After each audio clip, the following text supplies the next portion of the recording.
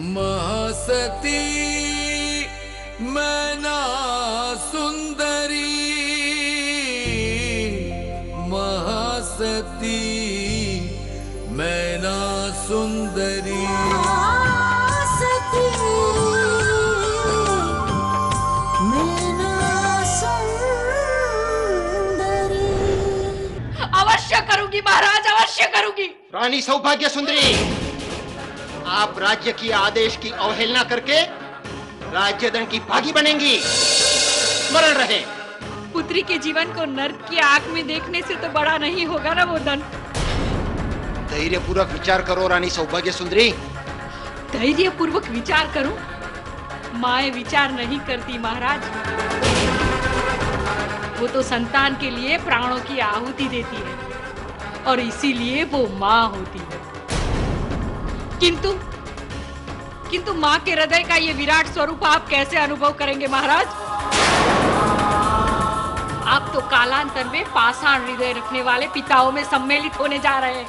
रानी सौभाग्य सुंदरी, आप कुछ भी कर ले, हमारा निर्णय यथावत रहेगा। मैना सुंदरी का आज के दिन विवाह होगा। तुम कन्यावरण में सम्मिलित नहीं हुई तब भी यह विवाह होगा।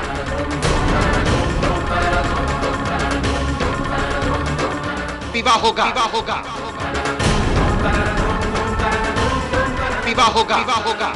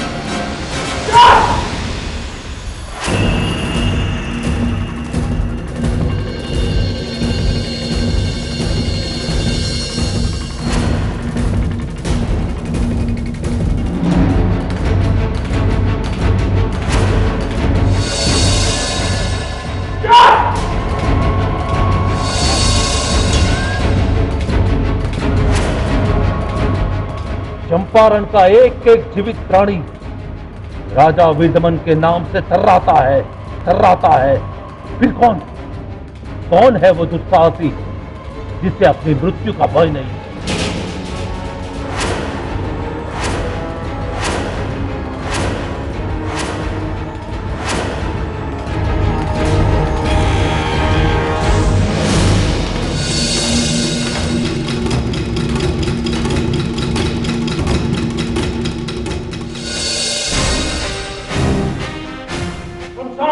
चंपारण की धरती को सब काम बना देंगे हम।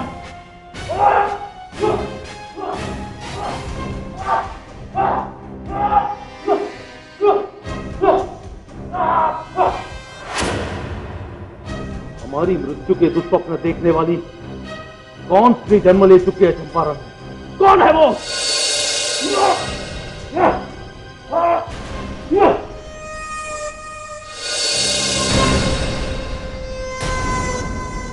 किंतु जो भी है अवश्य राज्य की वासी है। फिर ओझल क्यों है हमसे?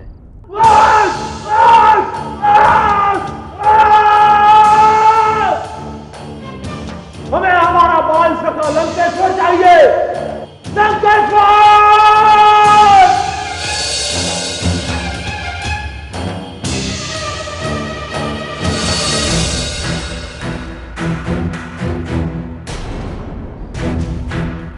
मालिक, महाराजा वीरदमन ने आपको शीघ्र राजमहल में आमंत्रित किया है।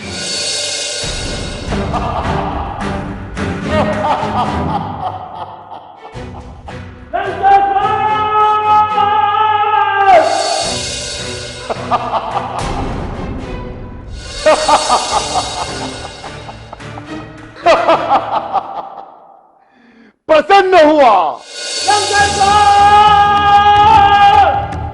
लंकेश्वर प्रसन्न हुआ।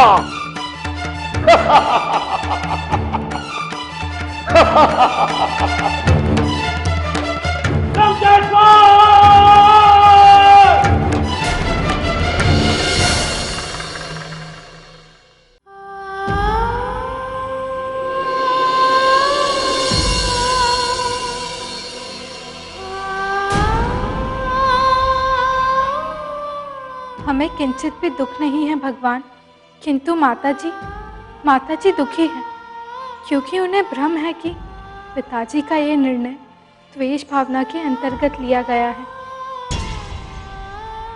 किंतु हम ऐसा कदापि नहीं सोचते, क्योंकि हमारे जीन धर्म का ज्ञान कहता है कि जीवन के प्रत्येक शुभ अशुभ सब भाग्य के लिखे पूर्व कर्मों का फल होता है। हमारे भाग्य में लिखा है, तभी तो पिताजी ने हमारे पाणी ग्रहण के लिए कुष्ठ रोगी को हमारे वर के रूप में चुना है। निसंदेह पिता अपनी संतान के लिए उचित निर्णय लेते हैं, ये आप हमारी माता को समझाएं, क्योंकि वो नहीं जानती कि ये पिताजी का नहीं, हमारे भाग्य का चक्र है। हमारी माता के दुखों का निवारण करे जीनदेव, और हमें भाग्य दोषों से मुक्त श्रेष्ठ जीवन का आशीष दे। हमारे पिताजी के निकट आने वाले समस्त कष्टों से उनकी रक्षा करे, और उनके जीवन को भी जीन धर्म की ज्योति से प्रकाशवान करे भगवान।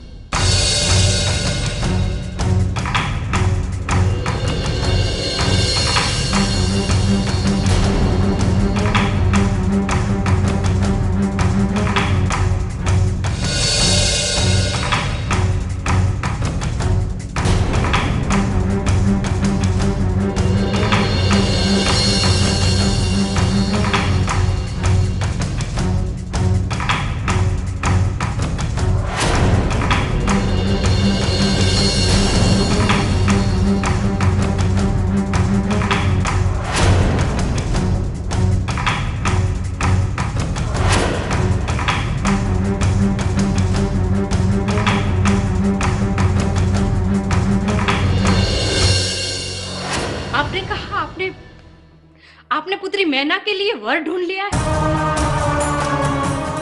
हाँ, ये सत्य है। कौन है वो? किसे चुना है आपने अपने प्रतिशोध की अग्नि में मेरी पुत्री के जीवन की आहुति देने के लिए? महाराज बताइए महाराज, बताइए। हम उसकी माता है। किसे चुना है आपने वर? किसे सौंपना चाहते हैं आप मैना सुंदरी के जीवन की नैया महाराज? ऐसे मानव के हाथों में जिसका शरीर जर्जर है, और ना तो उसके हाथों में पतवार है, ना पतवार पकड़ने की शक्ति। और ये विवाह आज के दिन होगा।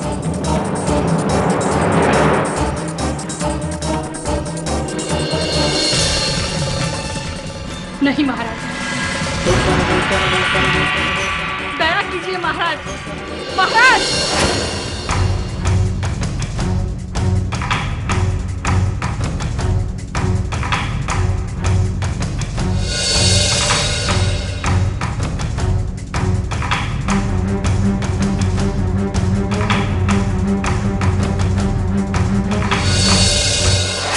आज तेरे भाग्य की शक्ति को खंडित होते देखेंगे हम। और तू भी देख कि तेरा भाग्य कुछ नहीं कर सकता और पिता क्या कर सकता है। महाराज, महाराज दया कीजिए हमारी पुत्री पर महाराज।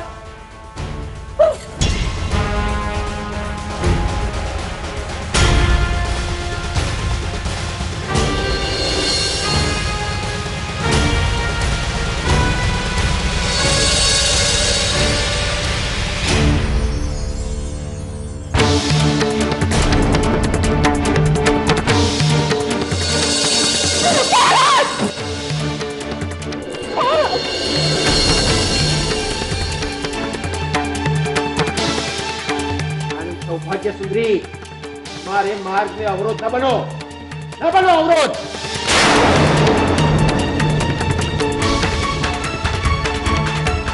महाराज, एक अबोध बालिका के आत्मा को दुखाना पाप है और ये महापाप आपके आने वाले कल को अंधकारमय कर देगा।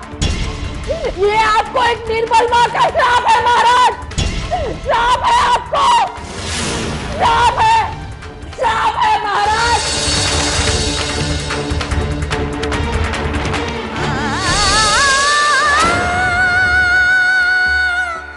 मेरी अबोध पुत्री मैना पिता के ये अत्याचार, ये दुर्व्यवहार सहन नहीं कर पाएगी।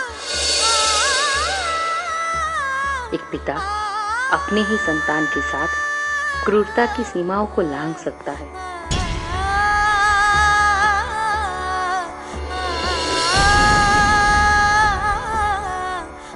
स्वयं के अभिमान की सुखद अनुभूति के लिए पुत्री के जीवन को भयानक यातनाओं के अग्निकुंड में धकेल सकता है।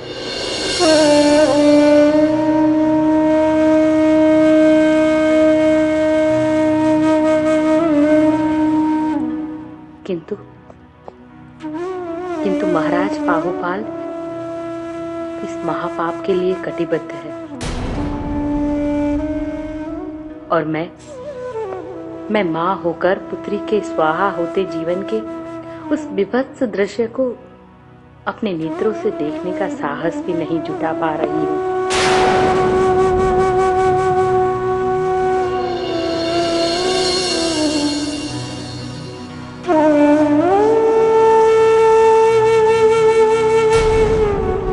पिता के प्रत्येक निर्णय को श्रेष्ठ मानने वाली मैना सुंदरी के हृदय पर क्या बीत रही होगी।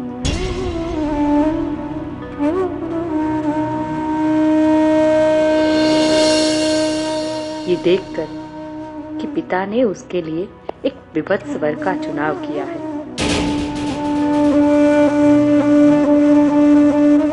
मुझे इस समय मैना सुंदरी के समीप होना चाहिए। उसे सांत्वना की आवश्यकता है।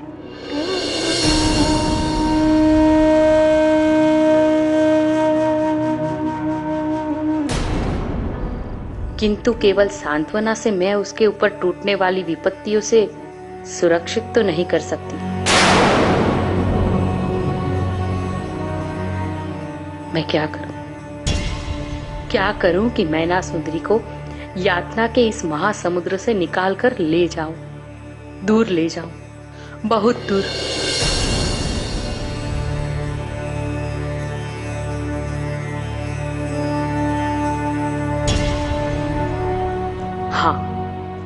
हाँ, एक उपाय है।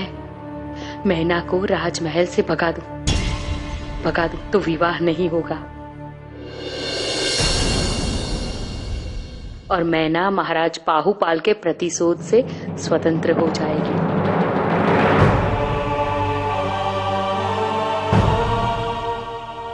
हाँ, मैं ऐसा कर सकती हूँ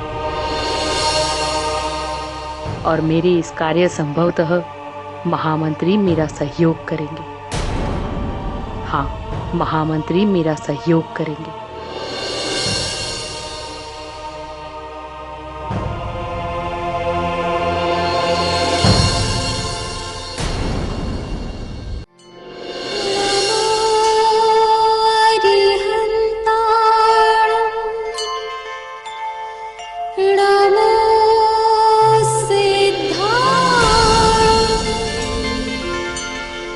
नमो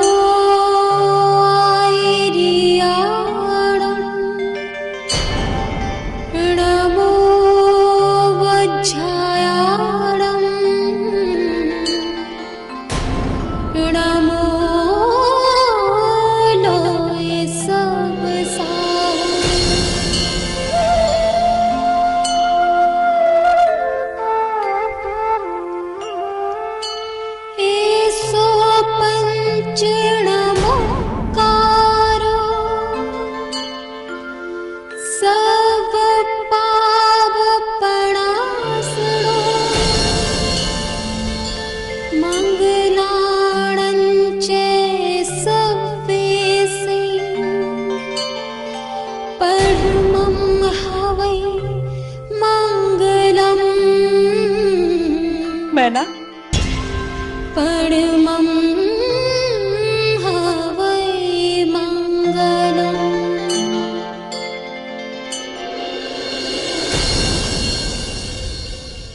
माताजी, कब आई आप हमारे कक्ष में? प्रतीत होता है कि आप हमारे लिए चिंतित हैं, किंतु मैना